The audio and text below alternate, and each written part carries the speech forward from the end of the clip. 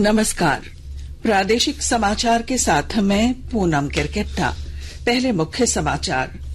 झारखंड उच्च न्यायालय के नए भवन का इस महीने की 24 तारीख को होगा उद्घाटन। कृषि मंत्री ने खरीफ बीज वितरण योजना का किया शुभारंभ। किसानों के बीच 16,000 क्विंटल बांटे जाएंगे बीज। सीबीएसई की 10वीं में झारखंड के लगभग 94% और 12वीं में 89% से ज्यादा विद्यार्थी सफल। राज्य के व्यवहार न्यायालयों में आज लगेगी राष्ट्रीय लोक अदालत। मामलों के निपटारे के लिए बनाए गए कई बेंच। राज्य के कई हिस्सों में पारा के 42 डिग्री सेल्सियस पहुंचने के आसार। मौसम विभाग ने जारी किया अलर्ट। और अब समाचार विस्तार से। झारखंड उच्च न्यायालय के नए भवन का उद्घाटन 24 मई को होगा। मुख्यमंत्री हेमंत सोरेन और झारखंड उच्च न्यायालय के मुख्य न्यायाधीश संजय कुमार मिश्र के बीच उद्घाटन समारोह की तैयारियों को लेकर कल वर्चुअल बैठक हुई। इस दौरान सुरक्षा समेत अन्य विषयों को लेकर अधिकारियों को कई अहम निर्देश दिए गए। वर्चुअल बैठक में मुख्यमंत्री के साथ मुख्य सचिव सुखदेव सिंह, मुख्यमंत्री के प्रधान सचिव वंदना डाडेल और पुलिस महानिदेशक अजय कुमार सिंह समेत कई वरीय पदाधिकारी मौजूद थे। राज्य के कृषि मंत्री बादल ने खरीफ बीज वितरण योजना 2023 का कल ऑनलाइन शुभारंभ किया। कृषि मंत्री ने कहा कि किसानों के बीच 16,100 क्विंटल धान, मक्का, मड़ुआ और मूंग के बीज वितरित किए जाएंगे। उन्होंने जिला कृषि पदाधिकारियों को सांसदों, विधायकों, जिला परिषद सदस्यों और अन्य जनप्रतिनिधियों की मौजूदगी में लैंपस, पैक्स और स्वयं सहायता समूहों के माध्यम से बीज वितरित करने के निर्देश दिए। एसीबी की विशेष अदालत में कल देवघर के उपायुक्त मंजूनाथ भजंत्री ने खूंटी जिले में ग्रामीण विकास विभाग के टेंडर कमीशन मामले में गवाही दर्ज कराई। गौरतलब है कि वर्ष 2014 में खूंटी के डीडीसी रहते हुए उन्होंने कार्यपालक अभियंता शैलेंद्र मंडल के खिलाफ कमीशन मांगने के मामले में प्राथमिकी दर्ज कराई थी। केंद्रीय माध्यमिक शिक्षा बोर्ड सीबीएसई ने 10वीं और 12वीं परीक्षा परिणाम कल घोषित कर दिया। झारखंड से इस बार 10वीं की परीक्षा में 94.45% विद्यार्थी उत्तीर्ण हुए हैं।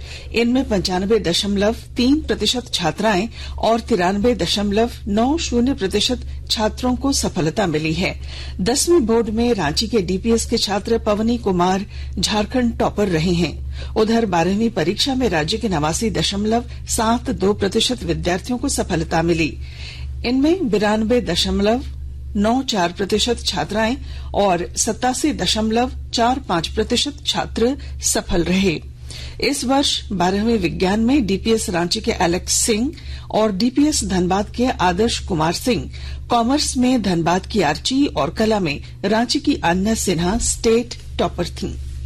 झारखंड संयुक्त प्रवेश प्रतियोगिता परीक्षा परिषद की बीएड प्रवेश परीक्षा 2023 आज होगी। रांची, बोकारो, दुमका, पलामू, जमशेदपुर और धनबाद जिला मुख्यालय में बनाए गए 88 परीक्षा केंद्रों पर लगभग 44,000 अभ्यर्थी शामिल होंगे।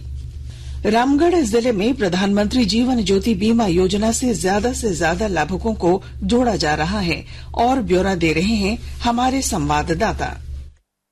प्रधानमंत्री जीवन ज्योति बीमा योजना का रामगढ़ जिले में सफल क्रियान्वयन हो रहा है। यह बीमा योजना सरकार के द्वारा शुरू की गई एक सामाजिक सुरक्षा योजना है जो बैंक में खाता रखने वाले 18 से 50 वर्ष के आयु वर्ग के उन लोगों के लिए उपलब्ध है जो बेहद गरीब हैं। इस बीमा योजना के बारे में रामगढ़ के एलडीएम संजीव कुमार बताते हैं कि इस स्कीम के तहत अधिक से अधिक लाभुकों को हम लोग कवर अप करने का प्रयास करते हैं। इस योजना के लाभुकों ने प्रधानमंत्री को धन्यवाद देते हुए बताया कि यह योजना गरीब लोगों के लिए किसी वरदान से कम नहीं है। कौशल किशोर तिवारी, आकाशवाणी समाचार, रामगढ़। आकाशवाणी के ताजा तरीन समाचारों के लिए आप हमारी वेबसाइट newsonair.com पर लॉग ऑन कर सकते हैं।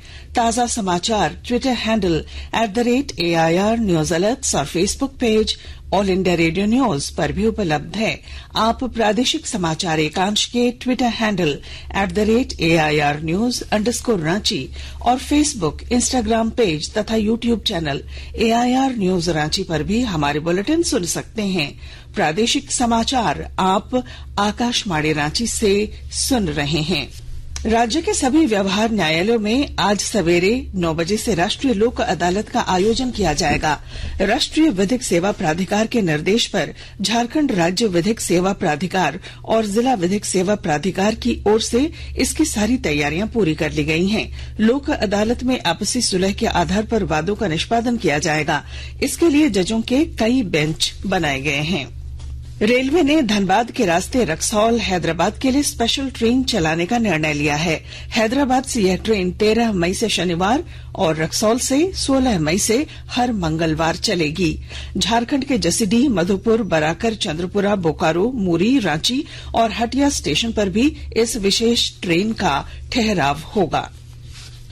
कर्नाटक विधानसभा चुनाव 2023 में ड्यूटी पर भेजे गए राज्य के पुलिस पदाधिकारियों और सशस्त्र बल के जवानों को एक मुश्त 5 दिनों का अनुमति अवकाश मिलेगा। जैप डीआईजी ने इसे लेकर आदेश जारी कर दिया है। खूंटी जिले के बिरसा महाविद्यालय परिसर में कल बिरसा आर्चरी और शूटिंग कैंप की शुरुआत हुई। 7 दिनों तक चलने वाले इस कैंप में बच्चों को आर्चरी और निशानेबाजी का प्रशिक्षण दिया जाएगा। इसके अलावा योगासन और मेडिटेशन भी बच्चे करेंगे। राज्य के कई हिस्सों में अगले 4 दिनों में तापमान 42 डिग्री सेल्सियस तक पहुंच सकता है। इस दौरान पलामू प्रखंड के कई जिलों में पारा 45 डिग्री के स्तर को छू सकता है। वहीं न्यूनतम तापमान भी बढ़कर 30 से 35 डिग्री सेल्सियस के आसपास होगा। मौसम विभाग ने उमस और लू चलने को लेकर अलर्ट जारी किया है। पूर्वी सिंहभूम जिले के उपायुक्त कार्यालय के समक्ष अपनी 11 सूत्री मांगों को लेकर झारखंड जन सेवक संघ द्वारा अनिश्चितकालीन धरना दिया जा रहा है। सिमडेगा जिले के एक विद्यालय में आज तंबाकू नियंत्रण कार्यक्रम का आयोजन किया गया। मौके पर बच्चों को तंबाकू से होने वाले नुकसान के बारे में बताया गया। पश्चिमी सिंहभूम के टोंटो थाना क्षेत्र स्थित तालाबुरु गांव के तालाब में नहाने के दौरान डूबने से कल एक बच्चे और एक बच्ची की मौत हो गई। साहिबगंज जिले में 15 मई तक चलने वाले स्वच्छता पखवाड़ा के तहत कल विद्यालयों में कई प्रतियोगिताएं हुई। इस मौके पर बच्चों ने स्वच्छता की शपथ भी ली। झारखंड की सुषमा टोप्पो का चयन राष्ट्रीय ranking road speed skating championship में रेफरी के रूप में हुआ है। राजधानी रांची के खेलगांव में 1 जून से चैंपियनशिप शुरू होगी। आईपीएल क्रिकेट में कल मुंबई इंडियंस ने गुजरात टाइटंस पर 27 रन से शानदार जीत दर्ज की।